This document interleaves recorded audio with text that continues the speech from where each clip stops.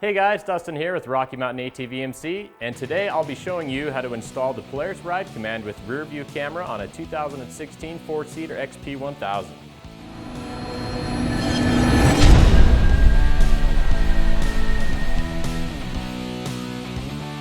Okay, so today we'll be installing the Polaris Ride Command on a 2016 4-seater XP1000. We'll also be showing you how to install the rear view camera.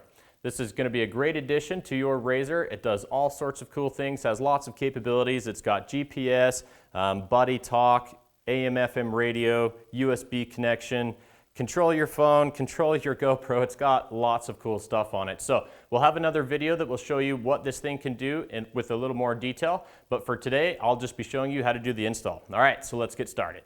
So to start, we're going to remove all 4 seats. Next, we can move on to the center console. Starting in the front, we're going to remove 5 push rivets followed by 4 Torx fasteners.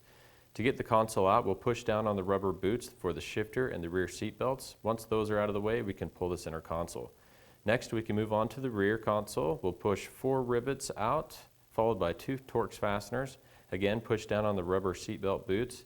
Be wary of the 12-volt accessory plug. You'll need to get that disconnected. Lastly, we can remove the battery cable. Then we can move on to the windshield, hood, storage tray fasteners, and upper dash panel fasteners. Also disconnect any accessory lighting and connectors along with the lower grille. And lastly, we can move to the rear of the machine to take off the rear tail light panel. With everything removed, now we can move on to the installation. To remove the upper dash panel, earlier we removed 2 fasteners. Grab a hold of the dash and pull it towards the rear of the vehicle.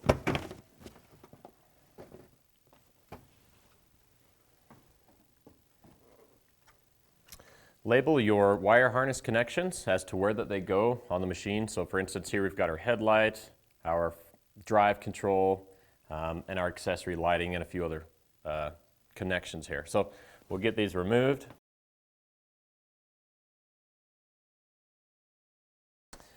With this all disconnected, we can now take it over to the bench, transfer all of our switches to our new dash panel. To start, we're first going to be removing our ignition switch. So for this, I'll be using a crescent wrench.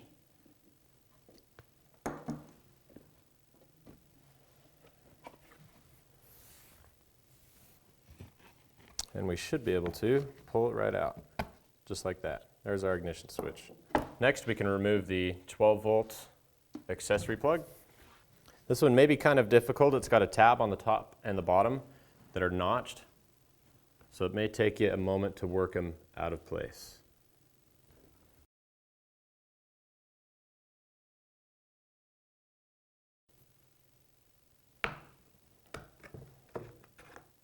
"12-volt accessory plug removed.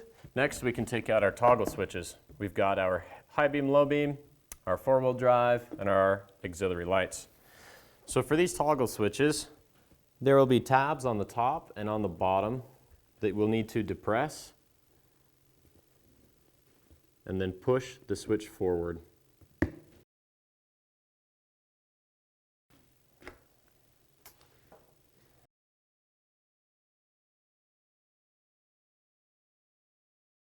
With our switches removed, we can grab the new upper dash panel and get them installed. Start with our toggle switches.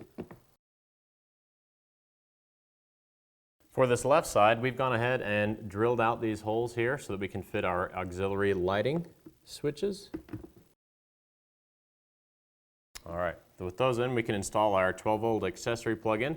Note that this has got a tab, indexing tab on the side of it. And then as for our ignition, we have an indexing tab as well. That'll be located here on the bottom. Next, we can move on to installing the Ride Command 7-inch display screen. We'll get this pulled out so you can see. Here's the screen itself, and it's going to have a bracket that the screen will mount to. We'll mount this to the screen. Once we've got this in place, we can mount it into the upper dash panel. Now we can take the device itself and place it into the panel.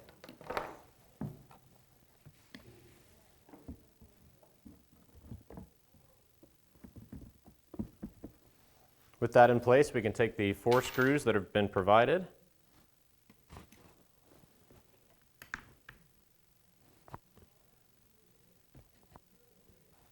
When threading the screws into place, be sure to not apply too much pressure as they will strip out. So with this in place, we can move on to the rear taillight panel where we will mount the rear camera.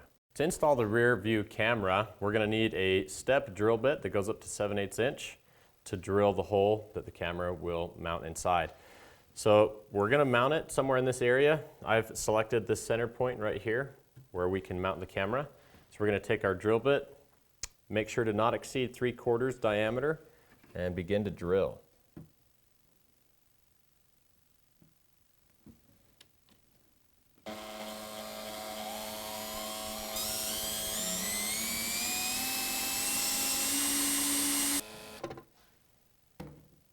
Now we can take our camera and insert it into the hole that we just drilled. Make sure to check for the upside on it.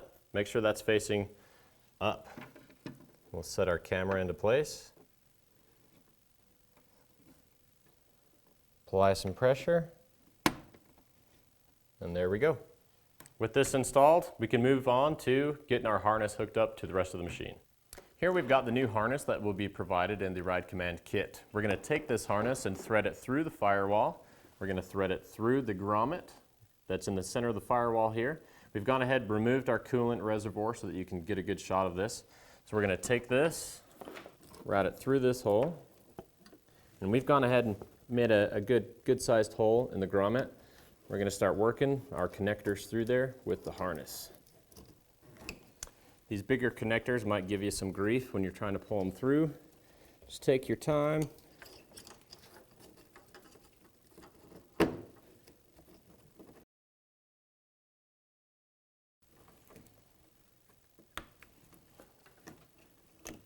All right, so once we get these 2 connectors here pulled through the firewall, we want to stop. And once we've got that through, we can reset the grommet into the firewall, just like that. And then we can turn our attention to adapting our 16-pin odometer connection to the new 32-pin Ride Command connection. To start, we'll take the 16-pin odometer OEM connector. We need to get inside of here to remove the pins. So to do that, we've got 2 clips at the top. Let's see. To remove, to expose where they connect inside. You can see here on the back side of the connector where the wires go through, each wire is numbered. On the top here we have 1 through 8. On the bottom we have 9 through 16. We'll flip the connector over to this side. Now we need to remove this cover as well. On the left and the right sides of the connector, there will be tabs that we need to depress. And we can lift up.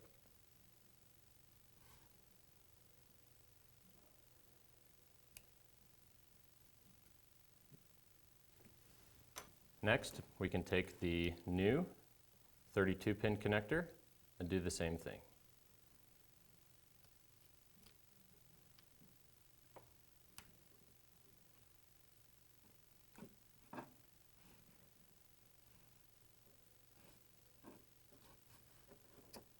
Note on the top of the connector where the wires enter it, you'll see there will be a series of numbers. Here we have 1 through 16, 17 through 32.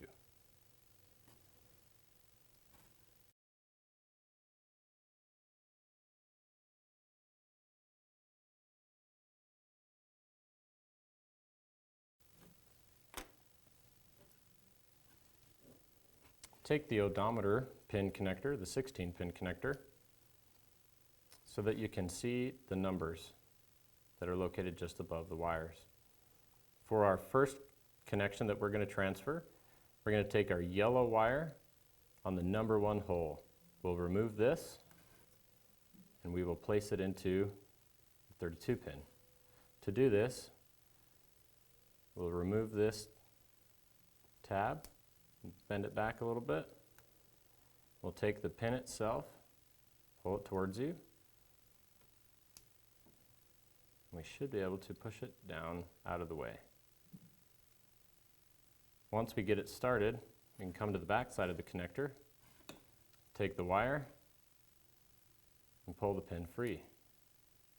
So we'll go ahead and remove each one of these wires, but let's leave this last number 8 in place.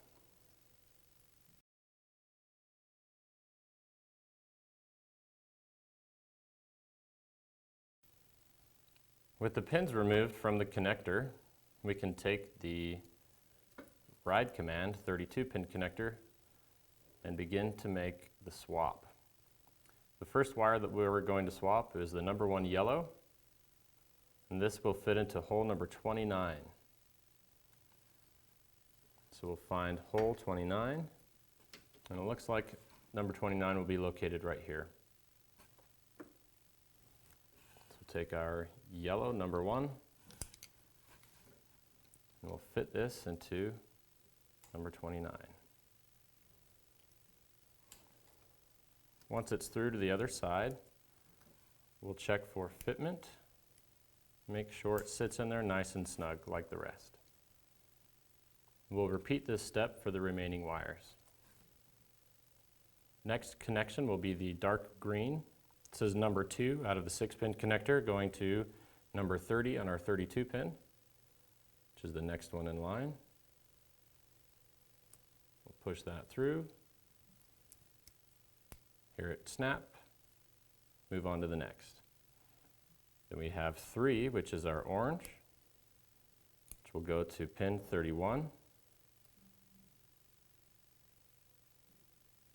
Next, we'll take the red and white wire, which is number 4 out of the 16-pin connector, and we'll place this in number 32 on our new connector. The last connection we will make is the brown wire, and this will fit into number 16, which is just above the red and white wire. With the wires transferred, we can now take this clip and we will reset it. For the last pin that's in the 16-pin connector, which is number 8, we'll be removing this and connecting it to our yellow with black tracer wire.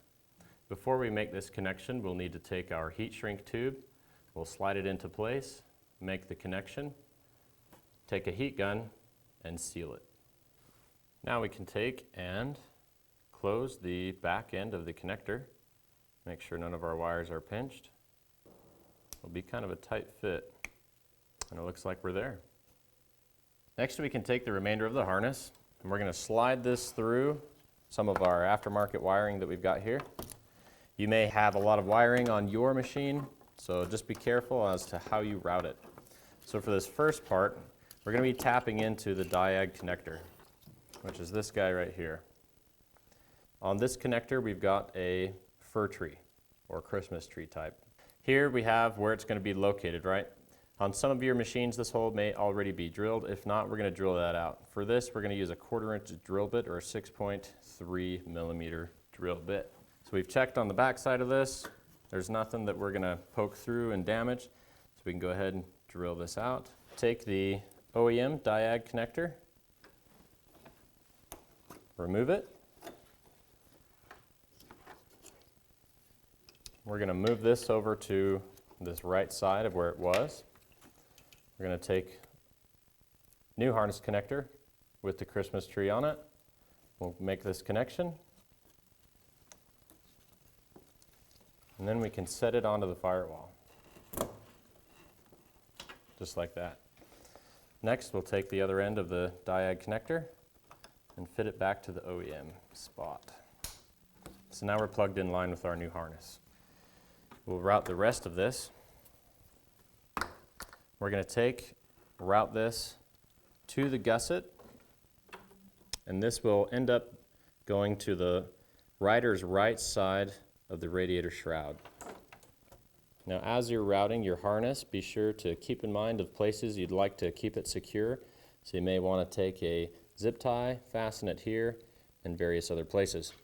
Now for this particular harness, it has what are called edge clips. So we're going to take this edge clip and we're going to mount it to this gusset right here. For the last part of the harness, we're going to route it in front of the shock on top of the tubular part of the frame. So if you follow that part of the frame, it's going to come to the right-hand side of the radiator shroud. Here there's going to be a hole. So we found that the hole is a little too small to fit this 4-pin connector. So I've gone ahead and drilled it out to about 7/8 to about 1 inch. So we're going to take this 4-pin connector and we'll slide it through this hole here, along with the connector for the optional front camera. So now we've got this into the front part of the machine. So this 4-pin connector will be used to connect to our GPS, which will be right at the top of the radiator shroud. This is the optional front video camera if you decide to pick one of those up. And then we've got this Christmas tree style connector. So there is a hole that is pre-drilled in the radiator shroud. We'll take and we'll fit this into the top. And lastly, we've got our ambient air temperature sensor.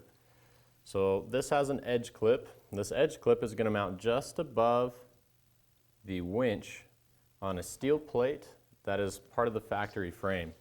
So we'll mount this there. We'll take the other end of the connector. We're going to thread it back through this same hole.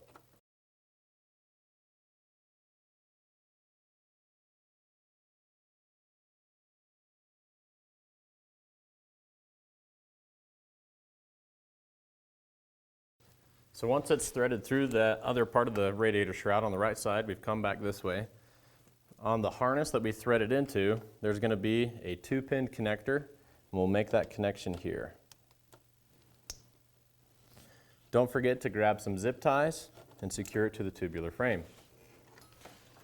Christmas tree is going to mount in the top rider's right side of the radiator shroud. We'll press that into place, and then before we make this connection, we'll move on to connecting our GPS to the top of the radiator shroud. For the installation of the GPS, it'll be mounted on the top side of the radiator shroud. Before we mount it, we're going to go ahead and clean the area. I've got some contact cleaner here. Wipe it. Make sure we've got a nice clean surface. And then we can begin to mount the GPS unit. So when looking at the top side of the GPS unit, you'll see that it has an arrow. This needs to be facing forward when mounted to the machine. On the bottom side, we've got double-sided sticky tape, basically an adhesive that's going to bond to the top side of the radiator shroud. So we're going to go ahead and peel this off. Now we can mount this to the radiator shroud. Before we mount it, just so you know, this connector fitment will fit inside of the hole that's there, just like that. And for some added security, we're going to take a zip tie, and we've got 2 slotted holes that have been there. We're going to take the zip tie, place it around the unit itself, just to kind of give it some extra protection. Moving on to the radio AM/FM antenna, there's a few things to keep in mind before you install it. Polaris has provided us with about 7 feet of radio antenna cable. Wherever you decide to mount your antenna, be wary of this because it needs to be able to reach the back of the Ride Command unit. Also, we have the radio ground strap. This will need to reach a point on the frame in which it can make a ground connection. So keep that in mind before you decide where you want to place your antenna. So when we install the antenna, we're going to need a couple of tools. We'll need a drill, a 1/2-inch bit, and a 3/16. We'll use our 1/2-inch bit for the center of it, and then a 3/16 so that we can locate the antenna in its left to right position. Now, I've gone ahead and decided we're going to mount the antenna in this location, and that's because we've got a windshield that sits here, and sometimes we like to take that windshield and place it in the downward position. Also, this is a great place to mount it, because if you mount it on the top of the machine, it's likely it could get ripped off by some trees when you're out rallying through the desert. So, we've went ahead and marked this location. I'm going to take my 1/2-inch drill bit and drill get it on center.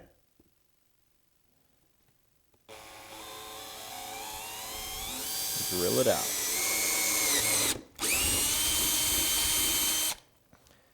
Now that we've got the center position marked, we need to index the orientation of the antenna.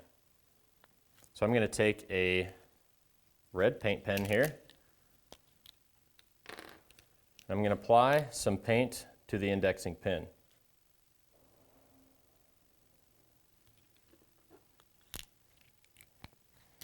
This way, it will help me orient the antenna and make sure that I get it dead center where I want it. So I'm going to slide it into the hole, find where I'd like to have its final resting place, and transfer the paint. So that's going to leave me a nice little red indexing mark where I know I want to place my drill bit.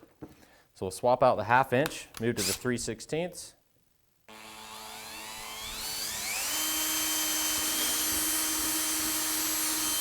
Like so. Now we are ready to mount the antenna. Now there is an order of assembly for the components. So on the bottom side of the antenna we've got a metal nut and a nylock nut. Make sure to leave the nylock nut in place. So once it's been mounted to the fender, we'll take our grounding strap, followed by the antenna. Now something to note on the antenna's wire, one side is larger than the other. We want to take this larger side and place it so it's facing the antenna. So this assembly will be sitting on our fender. This will be on the bottom side of the fender, and we'll take our nut, thread it into place. Something else to keep in mind, that when you mount this, it wouldn't hurt to put a little bit of a blue Loctite on there, a medium strength, so that it will keep the nut in place while you're out enjoying your machine. So let's go ahead and get these mounted. For the rear view camera's wiring harness, we're going to start in the middle of the machine. Here we've got the center console panels removed, so this is going to allow us to lay out where the cable is going to go.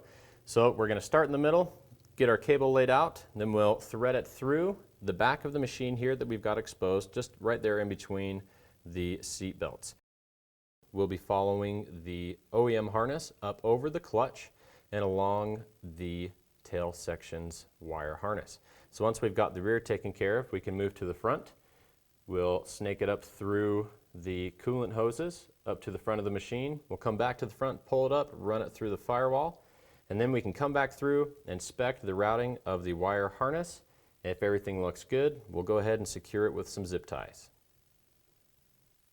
With the rear view camera connected, we can move on to connecting everything else to the dash panel itself.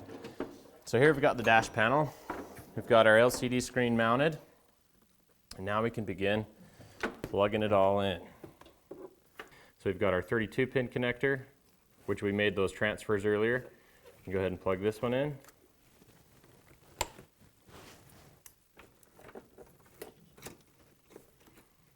Then we have another 16-pin connector we can connect. Just like that. 12-volt DC. Get this reconnected.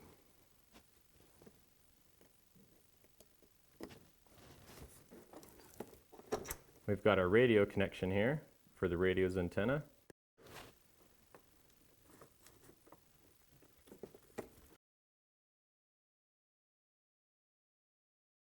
Now we're connecting our headlight connection to the back of the toggle switch that we transferred over to the new upper dash panel. Next is our all-wheel drive selector. Got our ignition switch connected, our dash, 12-volt auxiliary plug, and then we'll have to grab the connections for our auxiliary lighting.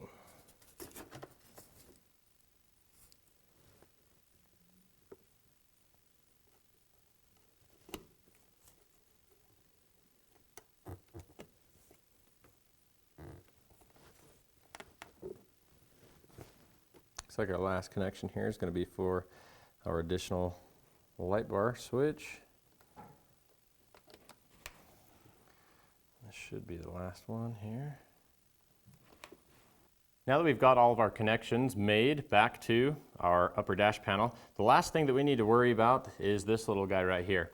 This is our USB connector. So this is going to be used for updating the Ride Command itself, installing maps, plugging in accessories, etc. So in the instructions, it doesn't really show us a place to install it. So just keep in mind, this is probably going to be the last thing that you'll install. Make sure that you have enough cable available for where you decide to mount the USB connector. So now we've got our USB mounted and routed. Grab the remainder of our dash and set it into place.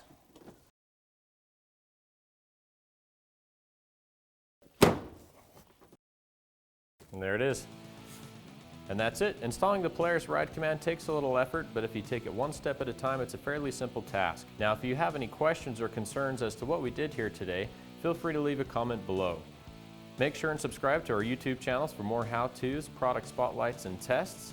Also, be sure to see our website at RockyMountainATVMC.com, where we have the largest selection of parts, apparel, and accessories for your motorcycle, ATV, or UTV. Thanks for watching, guys, and keep the wrenches turning.